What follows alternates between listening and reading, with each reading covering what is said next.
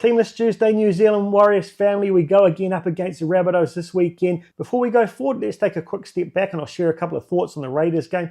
Very, very disappointing for me, purely from the fact that I think we stepped up, set the base, and we could have won that game. In fact, we should have, but we just let it get away from us. Started going too wide, trying to get a little bit sideways rather than going direct like was working for us in the first 20 minutes.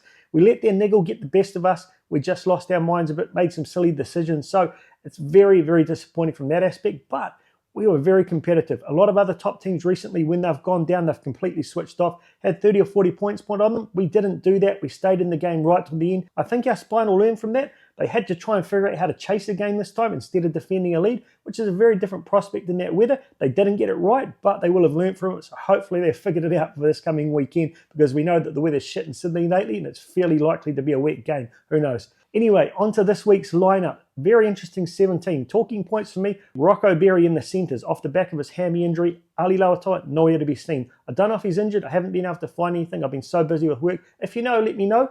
But everyone knows I'm a big fan of Rocco Berry. I think he's got a huge upside. He just needs to stay on the field. Disappointed for Ali. I have to find out why he's not there. But for now, I'm happy having Adam Pompey and Rocco Berry in our centres.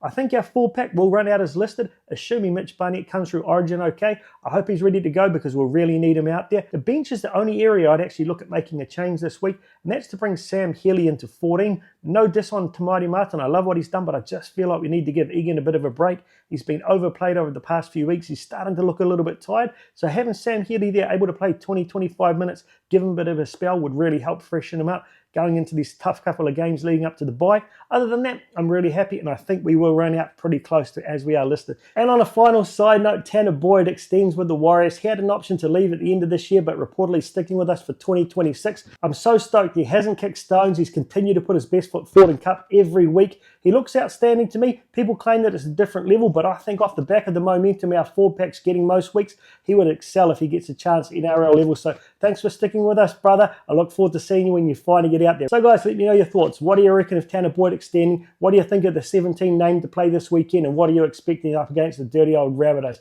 Can we cook ourselves some rabbit stew and get ourselves back on the winning wagon? I sure hope we can.